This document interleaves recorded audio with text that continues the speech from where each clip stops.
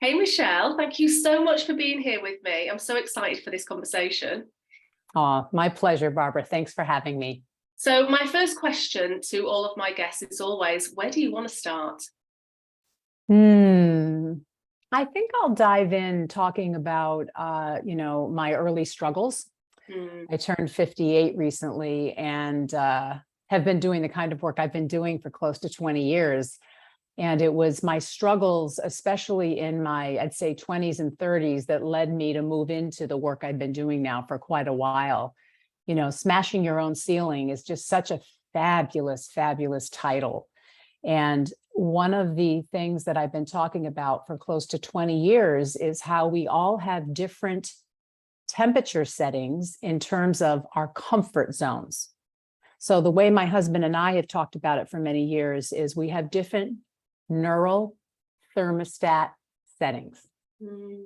So a person can have a very high setting, let's say in having a beautiful partner, having love in that way in their lives. But when it comes to their career, their creativity, whatever makes their heart sing, that can be a huge challenge. Hmm. And one of the things that I talk a lot about is this aspect of really being able to regulate one's nervous system. Yes. I'm known as the nervous system whisperer in some Oh, circles. amazing. I love Yeah. that. Yeah, I have an ebook actually that's available on my website called The Nervous System Whisperer. And what I wasn't aware of when I was a young woman in my late teens and 20s was that my neurothermostat setting, my comfort zone, around my own creativity and success, Barbara, was so low. I mean, not enough love and made it low. Yeah. So, it's interesting, I had gone through a lot of trauma in my early life. A lot of it, which is really interesting to me, was quite subtle. A lot of my clients, because inherited trauma and attachment trauma are two areas of expertise for me. And it's so interesting because when it's obvious, when there's a lot of screaming and yelling and hitting and that kind of thing, it's obvious. Still completely traumatizing on so many different levels. But when it's isolation, when it's ignoring, when it's being isolated a lot as a child, if your authenticity and your truth isn't celebrated in your family, sent to your room is what happened to me a lot. So I had all of this promise and a tremendous amount of talent in acting. And at the age of 19, I believe it was, I was accepted into a very prestigious program at Yale University for the summer. And I remember meeting with Meryl Streep's acting teacher. He was one of the people on the faculty at that time. And he said, you really have what it takes. And within 4 months, I got pregnant. Mhm. So I have always had a great confidence in my talent because so many different people in New York and also at Yale really told me, people I could trust, that you have what it takes. Yeah. But sweetheart, I had no idea. My fear of success was intense, but I didn't know this. I didn't know this. When I went to Central Connecticut State University as a young woman, immediately they kept fighting over me in the productions. Well, we want her for this lead, but we want her for this lead. And all of this was starting to happen. So you could say I was starting to be seen and recognized, and my nervous system was shutting down. And I absolutely adore my daughter. I love her more than anything. She's 36 now. But I used my getting pregnant with her out of wedlock as a reason to shut down, as a reason to just be a single mama. At that time, before her biological father's career had really blossomed, he's a wonderful actor, Laura and I had to be on food stamps, and we had to get some kind of Medicare type situation. And the only way I could do that, because I was working, little survival jobs as best I could, was to get food stamps as well. Yeah. And for a couple of years, I had to do that, mainly for the medical coverage. Then her dad's career started taking off and he was able to cover her. Mhm. So this was all symptomatic of me not being able to smash my ceiling, me not being able to move out of that fear. In my 30s, I met my incredible hubby when Laura was 5 and I was about 27. It was one of those amazing coming together. Within 1 week, we were engaged, and less than a year later, we were married. And what was extraordinary about my relationship with my husband, and it's still the case, is Barbara, he was the first person to see me and to hear me. You know, as you may know, with attachment trauma, the problem is that so many of the mamas out there in the world, so well-meaning, they can be beautiful in so many ways, but they don't have the ability to see and hear and celebrate their child's individuality. So Robert was the first person that did that for me. And what's also interesting, I think, would be interesting for your listeners, is when I met Robert, I weighed 200 pounds. So I used my weight as a way to hide. Back then, it was quite sabotaging for me as a young actress because I wasn't a character type. I was the girl next door, you know, that type. And it was really fascinating. I was able to lose some weight, and I started to have some lovely success as a print model, as a commercial actress, a little bit of television, independent film, some off Broadway in New York. There's a great story I tell actually in the first episode of my podcast. The first time I went to visit my billboard campaign for one of the jobs I did as a print model, it was all over the United States and all kinds of fancy publications. And as I got closer and closer to the corner of 6th Avenue and 18th Street, I almost passed out. Because to see my image, slim and beautiful, up on a billboard, it was terrifying for me. And in my 30s, from the time I was about 35 until I was about 40 or so, I had 2 bouts of debilitating anxiety. And, you know, it's layered. It's layered as to why that was. Definitely completely going back to attachment trauma and the mother wound. You know, just to say this, because I think since I brought up the weight, it's helpful for me to say this because a lot of other women in particular deal with this. I had an unconscious belief at that time that if I was beautiful, women would hate me. So there's my image up on a billboard. I truly was terrified. You know, I used to deal with a lot of catastrophic thinking and that kind of thing. And when I was in my late 30s, early 40s, my husband, Robert, and I started teaching workshops. We started off in New York, and then we brought our workshops to Los Angeles. We also went to the San Francisco area. People have done the 3-day workshop with me in private sessions for many years, which I've done with people all over the world. And we were pulling from all different modalities. And one of the things I would love to share with everyone, because I think it's such an important piece of information, is that on a very deep level, self-sabotage is really self-preservation for our wounded inner child. There's a lot of interesting information out there about this. Jeru Cabal is a very interesting teacher from quite a while ago, and he talked about how the subconscious, unconscious part of the mind is that wounded inner child. So we can have an intention. We can say, okay, let's go to Miami. We pick out our bathing suit, we get our sunscreen, we get some books to read while we're there. Say we're going with our partner. We get on the plane, and then we end up in Cincinnati, Ohio.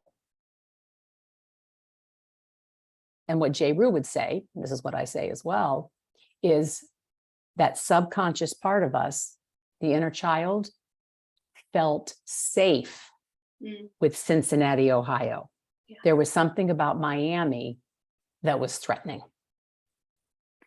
So, you know, I started teaching this type of work. A lot of my background is from quantum psychology, really getting to the neuroscience part of things, the energy aspect of things. At this point, I would say I have close to 40 or 50 different processes I teach. What's very different about what I do, Barbara, is that knowledge and information helps to raise one's awareness around self-sabotage. But if you don't have a process when the nervous system is dysregulated, it's going to be very hard because the mind just amplifies the bullshit. I like to say it's in my ebook. The mind ego is a humdinger and a ding dong. Yeah. And I'm not villainizing it because it serves a very important function. But as I'm sure you know, it's constantly referencing the crap from the past, regurgitating that and putting it into the present moment and circumstances, and then sometimes projecting it out into the future. Yeah. So that was a lot. Do you have any questions? Do you have anything you'd like to highlight? Listening to you is just so, it's fantastic, because there's so much that I want to unpack, because this is relevant. So many people are struggling with this. And there's elements of your story as well that I can relate to, because I had Really? my eldest daughter when I was 19 at university as well. Oh, wow. And I found my husband at the same age as you did, and it was very fast. And so there's a lot of things that I can relate to in terms of your story, and obviously the self-sabotage. But the one thing that I want to really pick up on is this fear of success, because I don't think this is spoken about enough, and I talk about it, but I'm so pleased that you've raised it, because we talk about self-sabotage, we talk about blocks, I talk about success blocks, and I'd love to kind of dig a little bit deeper into fear of success, because this is, certainly in my experience, it happens under the radar, because so many of us, me included, we don't kind of, I remember not thinking, why would I be afraid of success? This is what we're craving most of the time. We're ambitious people. We want to do something. We want to achieve something. But yet there's this niggle that's stopping us, this fear of success. And I think it's something that it'd be great to just unpack and see what you do in terms of your process to support people with that, and also where it continued to raise its head for you. Because I can think of lots of scenarios where I've experienced that, and obviously, I know lots of my clients do too. But it'd be great just to have that conversation. So, what are your thoughts around that? I love it, love it, love it, love it. One of my favorite things in the whole world to talk about. So interesting what you're saying, and so relevant and so true. I can't tell you how many people that I've worked with over the years had no idea they even had a fear of success. They would come in, thing, right? They probably didn't even realize it was a thing. No, they didn't even realize it's a thing. I love the way you're languaging that. That's exactly it.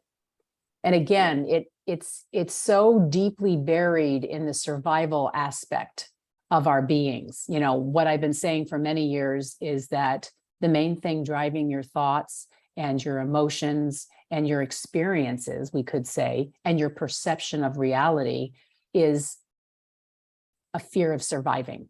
Like, I have to survive.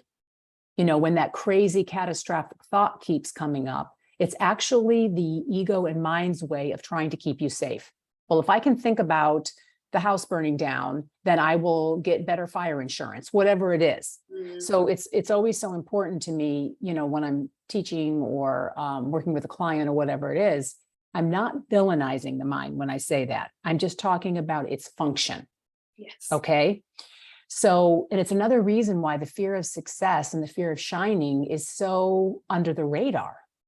For about 7 years or so, I taught a one-day workshop for women called How to Have the Courage to Let Your Light Shine and Be Seen.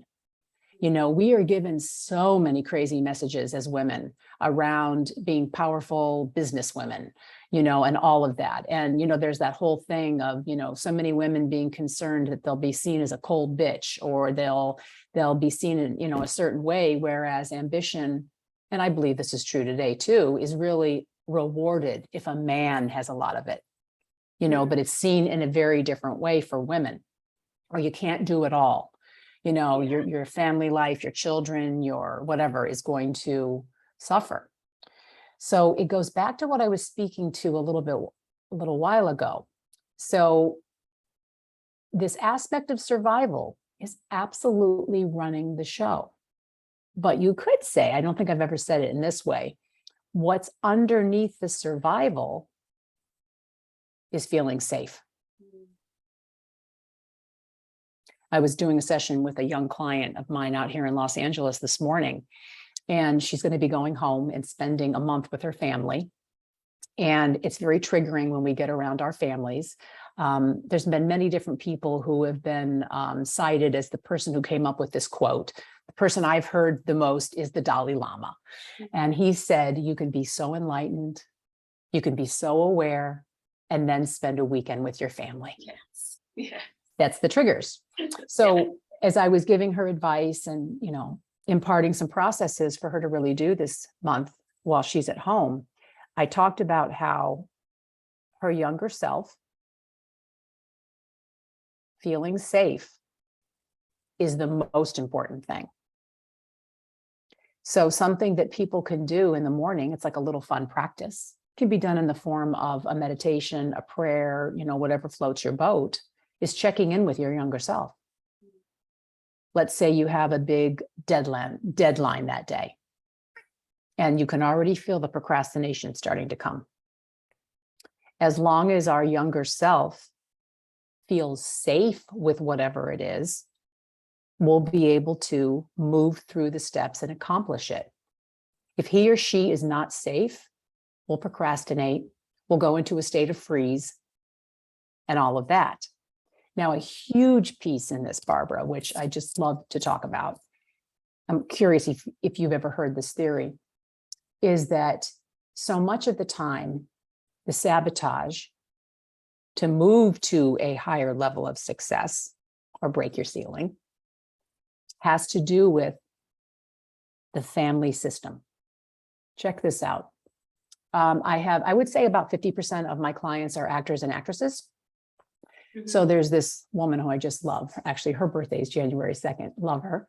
She came to one of my workshops, and as a younger woman had tremendous success, especially as a commercial actress. And at this time, I was teaching my workshops in my home in Los Angeles, and she almost fell off the couch as I was talking about this, because she had realized, Barbara, that 10 years before the workshop, she was making close to $200,000 a year as a commercial actress. That is a lot of money back then as a commercial actress. And she had the money to buy a house. But rather than buy a house, and she had actually wanted to buy it in the neighborhood I was living in. There were so many wild coincidences in this situation. She invested the money, I would say it was probably like $75,000, into a shaky business and lost all the money. And what she realized sitting on the couch was, holy moly. Unconsciously, I was not comfortable having more money in 1 year than my parents ever did. Yeah. So what happened? Self-sabotage, self-preservation, however you want to look at it. So one of the things I do with my clients, and I do it daily with myself, I'm always applying my work with myself because we're all working, with ourselves. I don't like to say on ourselves because there's ultimately nothing wrong with us, but we're all working with ourselves and our ability to receive more. See, that's another huge piece. There are so many individuals that are not aware of how difficult it is to receive. And sometimes, Barbara, that's even just a compliment. Yes. Oh, you're so true. I was talking about this in my group program, actually. I had this experience, and it was probably before lockdown, and I'd parked in a multi-story car park, and I was making my way out of the car park, and I got into the elevator, and there was me and two other ladies who I didn't know. We were all strangers. And one lady, the other, said to the other, "Oh, you look fantastic with that skirt on." And she said, "Oh, do you know, it's nothing. It was in the back of the wardrobe. I've had it for years. I bought it in the sale, all of this." And I was just an innocent bystander stood at the other end of the elevator. And I thought, oh, that's interesting. And then I got out of the elevator and went into a store for a coffee. And I was waiting in the queue for the coffee. And in front of me, there was a lady serving, and another lady joined and said, "Oh, you look amazing today." And she went, "Thank you. Thank you." And I thought, in just the space of 10 minutes, I'd seen two completely different, the same scenario played out twice. Wow. But completely different examples. And it's so true. We're often conditioned to not even receive things like as simple and as everyday as a compliment or a gift, or even somebody giving you a coffee. It's so huge. And, I tell my clients, I've been talking about this for close to 20 years too, is that you begin to see a broadening in your neurothermostat, your comfort zone, your ceiling, when you begin to be able to receive a compliment. Yes. Okay, now I want to touch upon this. I wasn't even planning on talking about this today, but this is just evolving into this, so I'm so excited to talk about it. This receiving piece is ridiculous. It is so important. It is so huge. And if there is a break in the bond with your mama, and if your mother had one with your grandmother, you have one. 85 to 90% of the people running around on the planet have it. Many don't know it though. So if mom didn't have the, capacity or the capability, she may have been very, very stressed out when she was pregnant with you. There's a million things that cause this to happen. What happens is from the moment of conception, the main driving force, there's a lot of trauma experts that are talking about this now, is to make sure your mother's okay. So there's actual chemicals that get released in the baby when the mama is stressed out. So the main thing is I got to take care of my mom. I got to take care of my mom. And this continues. I mean, we can be 50 and we can still be doing this. And if you are constantly concerned about everybody else, it's the first, step in codependency. This is where it all comes from. You cannot receive. You cannot receive. And taking baby steps with this is just absolutely huge. We used to do this super powerful demonstration in our 3-day workshop where I would stand on the stage and Robert would ask someone in the audience to compliment me. So let's say somebody said, I love your top. And I would go, oh, Jesus, this makes me look so fat. And Robert would say, okay, how did that make you feel? Barbara, I had people cry. I had one woman use a very offensive word with the because she just goes to anger, which is fine. That's her coping mechanism. I didn't take it personally. And what you got to see demonstrated is the absolute repulsion of energy. Yeah. And they would say, well, I would never want to compliment her again. And then we would do it with like 3 people to make the point. And then I would ask each of those 3 people, or Robert would, to compliment me again. So let's say they would say, I'll use the same example. That's a beautiful top.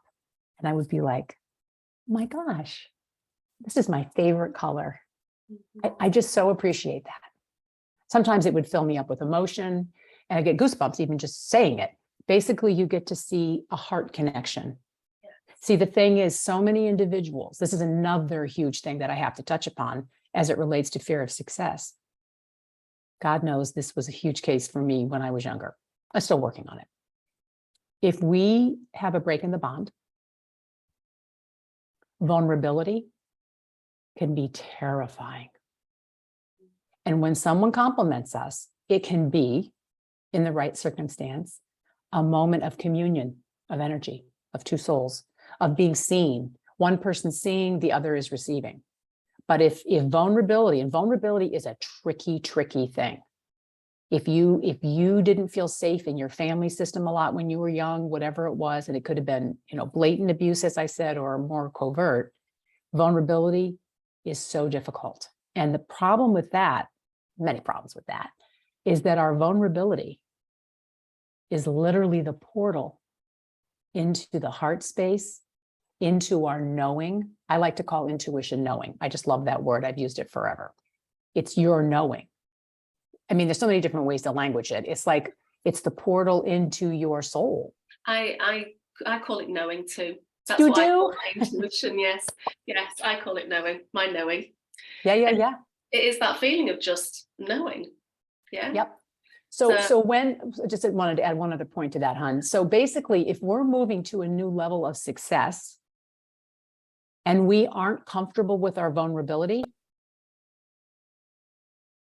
I'm not saying that some people can't really succeed. It's going to be freaking painful. I don't know if you know about this, maybe you do. There have been so many different musicians, actors who go on beta blockers because of the level of anxiety they experience. I can believe and that it. is, it's dangerous. Yeah. It's dangerous. It can cause all kinds of heart problems. I've had clients that have wanted to go in that direction. One of them did play with it a little while, like 10 years ago, and then he stopped. But that's the thing. That's why having simple processes to regulate the nervous system is so incredibly helpful, because it's that sense of being able to connect with your knowing, connect with more of a regulated aspect of being within the nervous system.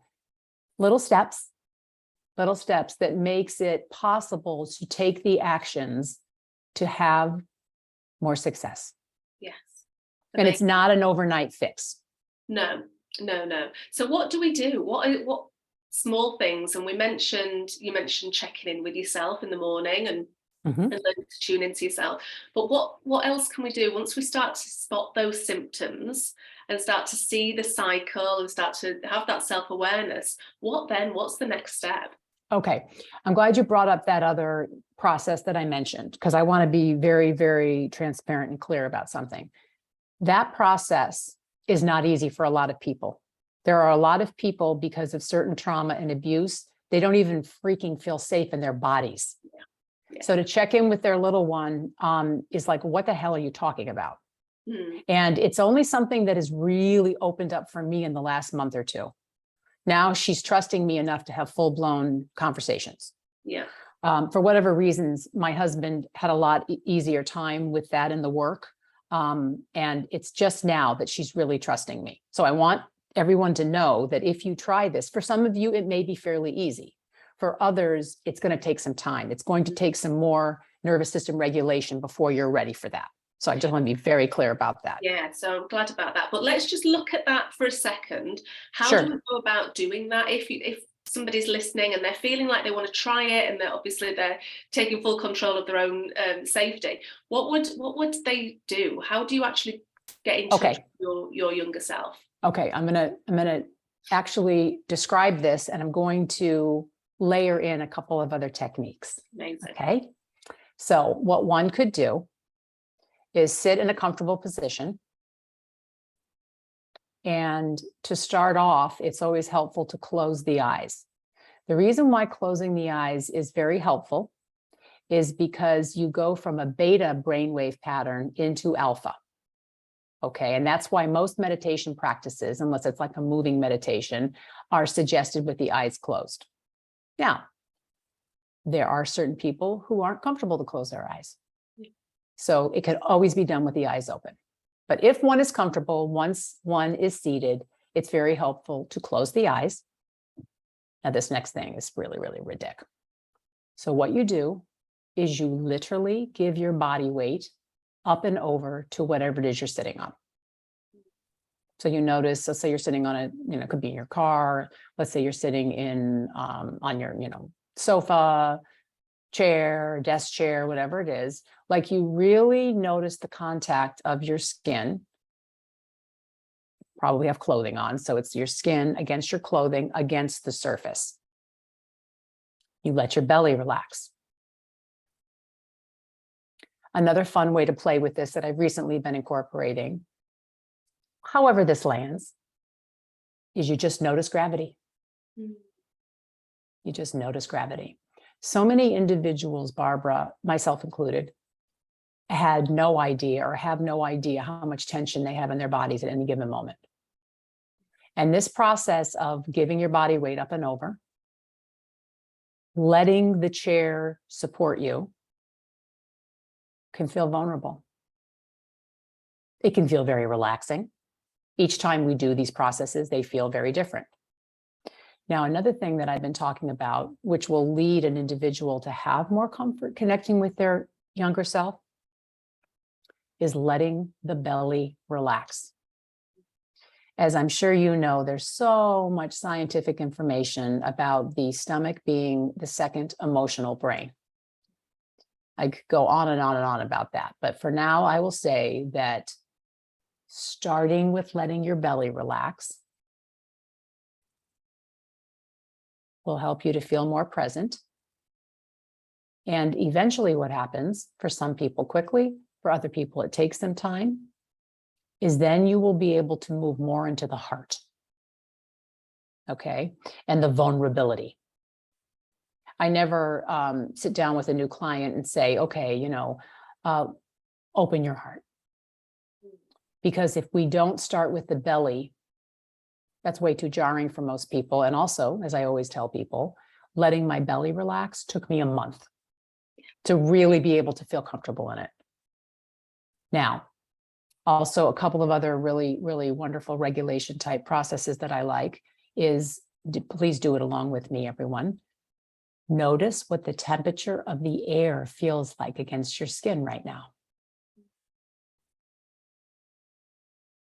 Also, begin to notice the stillness, silence, and space in between my words and or in between the sounds you can hear wherever you are. Now, this is so profound. This is like a process out of India from 2000 years ago. So basically what you're doing is you're connecting with the stillness, silence, and space auditorily. And even when you're in a place where there's a lot of noise going on, there is always more stillness, silence, and space, because the stillness, silence, and the space are the background and or the container for all sound. So I would do all of these things I'm suggesting, or one or two. Again, everyone's different. Sometimes when I first make a suggestion to someone, it doesn't resonate. And then 3 months later, it resonates. Because the mind is, in there wanting to survive and all of that. And the little one is wanting to feel safe. So again, you can never do anything I suggest wrong. You can make it your own in terms of if you want to change the languaging. So once you're in a more regulated place, you'll trust yourself. And for some people, it can be writing. Just start journaling. It can be, now some people don't really resonate with or like talking to my younger self. So it can just be talking to myself, talking to my creativity, whatever it is. And again, you always want to use languaging that resonates for you. And it's one of the reasons why, like I'll say that, we can look at it as the mind or the ego, two very different words. I resonate more with mind, but a lot of my clients and the thousands of people I've worked with over the years, they like ego. Because here's the thing, and then I'll flesh this out even a little bit more. Something fun I love to say. That survival mechanism and that safety mechanism is like a search engine. Okay, and it's searching all the time. And it loves to glom onto something that's scary, that's upsetting, or whatever it is. And that's the reason why when we see the mind being a humdinger and a ding dong, in whatever form that takes, we want to have a silly sense of humor about that. I have this cute little technique. It's like, oh, I see you, and you're crafty, cunning, whatever word you want to use. Because the moment you do that, you begin to move out of it. And that's a whole nother thing, but that's what I'll say for right now. So you're going to be doing these different processes that help to ground you, that help to center you. It will be more likely, and again, it could take time, that those other parts of you that maybe have felt afraid to speak up will begin to communicate. They will begin to communicate. And doing something before you even jump into that, especially in the very beginning, in terms of, regulation, will be very, very helpful. Does this make sense? Total sense. Yeah, I'm just really enjoying your explanation. And I think if you're listening to this, definitely play along with it, experiment with this to see how it feels for you. And please. Yeah, and just enjoy the process of just exploration and being curious. But I'm really enjoying listening and being in your bubble, to be honest, Michelle, and just having this really fantastic conversation about something that I'm very passionate about, because this concerns so many people, my audience definitely, and my clients definitely, and the work that I do. So I'm loving just having a very honest conversation about it, hearing your perspective, and seeing and hearing some nice takeaways for people to go away and try. Absolutely. So yeah, and it's so important. So thinking of takeaways, then obviously that was a great one for us to practice. What would you say were the three main things to either look out for or to tips that you could give that would allow us to maybe recognize or move past fear of success and just Okay. take on that next step? I'm also curious actually on your take on how to start warming up our receiving mode, because we talked about compliments and that's a great place to start, isn't it? But how to actually start warming it up so we change it. I call it an energetic set point. I know you called it your temperature settings for your Sure. comfort zone. Yep. So it's just about warming that up so we're able to start to stretch that a little bit. Yeah, I absolutely love the question. I could talk about all of this for hours and hours and hours. I'm so passionate about it, as you are. It's beautiful, beautiful to connect with you, actually. So I always say that, and I mentioned this briefly a little while ago, that in terms of having a higher, thermostat for success, whatever it is, the first thing is awareness. Like we were saying, a lot of people don't even know they deal with the fear of success. Yeah. Okay. And then, as I said, having the tools, and then taking action. Trust and move your feet and regulate your nervous system. That's what I would say. So, and this is something, I have talked a lot about when I have, especially female clients that deal with very narcissistic type mamas, very self-centered type moms. Narcissism and narcissistic, diagnoses are thrown around too much. There are pure narcissists for sure, but you got to be careful with that whole label. A lot of people in our line of work are pointing that out now, and I think it's smart. So this ability to observe and this ability to witness what's happening, because here's the thing, we are not our thoughts and our emotions. Okay. We have anywhere between 20 to 70,000 thoughts a day. Okay. So that's not who we are, because all of our thoughts and all of our emotional states and our feelings are temporary. Okay. So who and what we really are, many, many different ways to speak to this, but I'll talk about it in this way, is that authentic part of us, is the soul, is the energy, is the whatever we're going to call it. So I have noticed for myself and a lot of other people who have worked with me, when they start to play with and exercise this aspect of being in the witness or the observer, it's very helpful. So what I would tell, and this is one client that I absolutely love in New York City, she's a hoot. And she was going to be spending a holiday with a relative. This had been 10, 12 years ago. And I was seeing her in person in New York. And I said, I'll call her Betty. I said, Betty, play with this. So you're at the kitchen table with mom and she starts to be annoying. Imagine that all of a sudden you're on the ceiling. It can be anywhere in the room.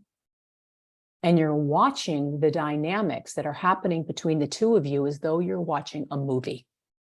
Now, at the same time, it's split focus, I call it, several different things, the movie technique. And you're gonna see and know that you're absolutely engaged still. It's not like all of a sudden you're gonna look deadpan, like or something like that. No, you're still gonna be engaging, because we're actually doing this in a very interesting way unconsciously a lot, and we don't even know it. And by observing how ridiculous mom's being, and again, one of the things that I am so making a big point of too, Barbara, is the silly sense of humor around all this. The sense of humor at the shenanigans is so helpful. Yeah, because then I talk about that too. Because then we don't take it personally. Because here's the thing, it's not personal. Our mother annoying the crap out of us, it's not personal. No. And she's doing the best she can with the resources she has.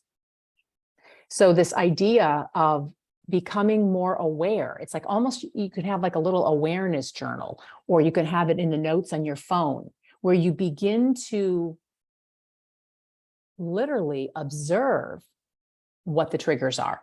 Yeah. Whatever it is, because once you start to move into that place where you're having more sustained periods of time in the witness and the observer, that awareness, and it's a tool, begins to lead to maybe not reacting so much. and having the ability to respond when someone gives you a compliment. Yes, we have a choice in that moment. That's right. It's not doing us. Yes, absolutely. We can choose.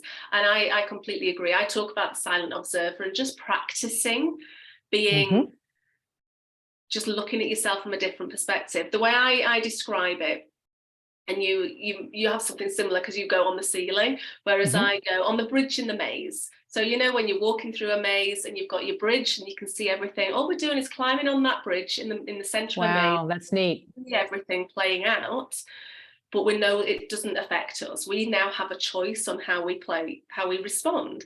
And the beauty, and why I love it as well, and that we're kindred spirits on so many levels, Michelle, which is so I know. is that sense of humor. Yeah, absolutely. It's funny when we start to look at it from, and we're not involved, it's not personal to us, it can be funny. It can be, oh crikey, I responded in that way, or this is what I'm thinking right now, or have I seen what's going on down there? It's like watching a play.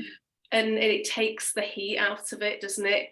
It allows us to have that choice from a very safe and different perspective. Absolutely. And just experiment with that. Experiment, yes. practice, play with in it. your own way. Yeah, it's going to be different for everyone. You know, that's something I always try to emphasize so much. And I think that another huge thing in the work that you and I do, which is a real game changer for a lot of people, and I've said it a couple times, or at least once, the way other people treat us is a result of them doing the best they can with the resources they have available. Yeah.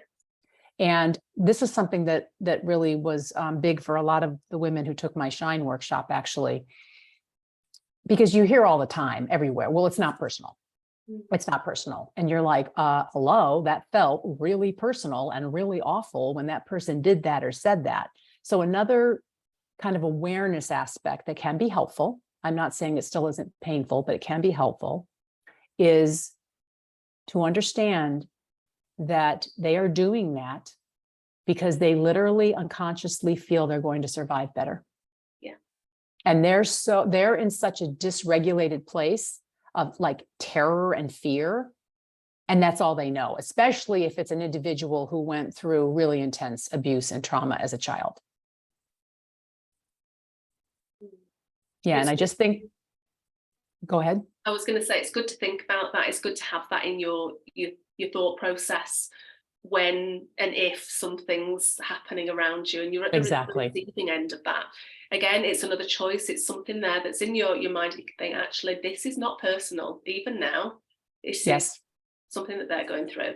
They need exactly for whatever reason. Yeah, exactly. And really giving the space, you know. And I think that the more one begins to love themselves and appreciate themselves, something happens very interesting on a vibration level, where you begin to notice, I'm having this happen with a bunch of my clients right now, where you begin to vibrate in a different way, if we're really going to break this down to energy, which everything can be broken down to energy, so that certain circumstances, people begin to just fade out of your life. I'm glad I'm talking about this because I want to make an important point about this. So like this one client of mine broke up with a boyfriend that was a real jackass. I mean, just being a jackass, just treating her not nice. And like she's handling it in like a very calm way because she's keeping her nervous system regulated. Now, something that is so important around this is that when certain things begin to leave, it makes way for new energy to come in. This is like one of the things that I used to talk so much about in our workshops. Yay, that's groovy, awesome sauce. But here's the thing. Your neural thermostat and your comfort zone was comfortable with a certain thing. So if we're talking about relationships, this awesome person could come in, but then the ego is going to be in shenanigans about it. Because I mean, there's so many different aspects we can speak to, but it's not used to that. I was talking to a client about this recently, that when I had the debilitating anxiety in my 30s, and I want to be really upfront about that, it was debilitating. I've only met maybe 2 or 3 people who dealt with it on the level that I did. It's so awful. I couldn't eat for weeks, really much of anything. I would lose all this weight. It was bad.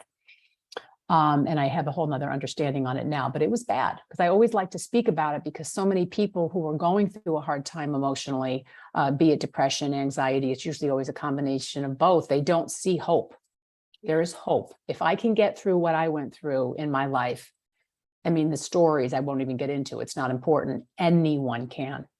Yeah. And it starts with regulation of the nervous system. Anyway, so when I stopped being so anxious, kind of hilarious, I got anxious that I wasn't anxious. Yes. Because I was like, looking for it. You were looking yes, for it. Yes. yes. I'm like, yeah. And another thing I dealt with, which I know a lot of people deal with, is when is the other shoe going to drop? Mm. And there's this whole thing that's kind of out there, which I've been talking about for many years now too, is like, how good can you take it? Yeah, yeah. You can take it as good as your inner child feels safe. That's Yeah. how good you can take it. Yeah. So I think it's really important to understand that as healing happens, as more nervous system regulation happens, as you begin to have more success and break through your ceiling, it's not going to always be comfortable. You've got to keep growing. You've got to That's keep right. going. That ceiling keeps moving. You know, Yep. that's what we're hardwired to do in order to keep us safe. So Yep. all of these tools and practices are things to have in your back pocket forever, for a lifetime, to keep, you know, you always have that toolbox that you keep dipping Always. into. Actually, I've moved up a level. I've got to a different stage of success. I'm now feeling it again. Okay, let's get Yep. those tools out. Let's keep using those tools. And it's like brushing your teeth. You don't do that once, you keep doing it forever. You Exactly. know, it's a maintenance thing. Great So, metaphor. Yep. oh, I love having this conversation with you, Michelle. We could talk about this forever, you know. We could. We really could. So let's leave on there's been so much goodness in here, some gold nuggets. Let's leave on maybe one or two things that you think, if anybody needed to know this, do this. These two things are the thing. Is there anything that's going to pop into your head? I know that's quite a big, wide question. Well, you know, what really comes to mind regarding that is that, and I've said it many times, but you really can't say something enough when it's such an important foundational piece of the work. And, you know, most people are running around, myself included, for many, many years, not now so much, every once in a while, of course, they're running around like chickens without their heads. Okay. They're running what I like to call it in the front line: thoughts, memories, emotions, associations, perceptions, body sensations. And then, you know, one thing, and then it's this, and then it's that. And now I feel like I'm going to have to go to the bathroom. And now I feel like I'm going to start shaking, or I can't breathe, or whatever it is. Because body sensations are all very intimately interwoven in all of this. So it's this idea of how incredibly important it is every single day, preferably in the morning, to get grounded. For some people, that's meditation. For some people, that's 20 minutes of yoga, taking a run, singing. Singing is a really powerful thing that regulates the nervous system. Dancing. And what's that, hon? I was going to say, find your thing. Find your thing. Yeah. Yeah. And, you know, we can all find 10 minutes. We can all find 10 minutes. Because the regulation happens fairly quickly. To speak to that for one moment, once the adrenaline and cortisol have been released, as it relates to the amygdala aspect of the brain and all of that, you can sing, you can sit and write, you can call your best friend, and you can begin to go into a more regulated place in your nervous system. It is and it can happen in seconds with the tools. It can happen in seconds. That being said, it's going to take the body time to catch up. And that can be 20 minutes, that can be an hour, that can be, if it's a really, you know, intense thing that has happened, that can be 6 hours. So it's very, very important, in my opinion, to understand that, because somebody will do a process that grounds them and they'll actually feel more present. They'll feel like an uplifting sense of maybe more awareness and joy or whatever it is, but their stomach still hurts. There's still some constriction in the throat. It doesn't mean that you're not grounded. You may very well be grounded, but it's just that the body has not caught up. And that is like, you know, that is one of the most important things to know. So I would say, some kind of regulation at least once a day, preferably a couple times during the day. And I would say that there's something really neat that begins to happen when you really take in the aspect that there's 20 to 70,000 thoughts a day. And most of those thoughts are on repeat. Yes. And it gives you the ability to not take the shenanigans of the mind so seriously and to move into that place that we both addressed around the silly sense of humor. Amazing, amazing. Oh, Michelle, it's been an absolute pleasure chatting to you today. For me too. Yeah. Where can people find you? So I have a new website that was completed right at the end of this last year, www.michellecolt.com. My ebook is available there. Several of the workshops that I've taught over the last couple of years are available there, some meditations, and my podcast. It's Courage to Shine with Michelle Colt. It's up on most of the big platforms now. And if someone wanted to reach out to me about doing some sessions or wanted some guidance on purchasing one of my websites, workshops, not websites. Yeah. Websites in my mind, because I just said that word, one of my workshops, because it can be like, well, which one should I do? Or which one will be best for me to start? I would be happy to chit chat with you about that. Also, another thing that we didn't get into today, I use a lot of essential oils in my work, essences. I'm a certified aromatherapist with the highest quality essences in the United States, Wisdom of the Earth. I can't do pharmaceutical drugs, had never been able to. So I started getting into it like 15, 20 years ago, was so fascinated. I started using them with people in my workshops and also in private sessions with unbelievable results. So I'm an expert in that. If anybody wanted to have some guidance on maybe getting a couple for anxiety or sleep or whatever, that is another thing I offer. I don't talk about it that often because I'm so busy with everything else, but that's another level of expertise.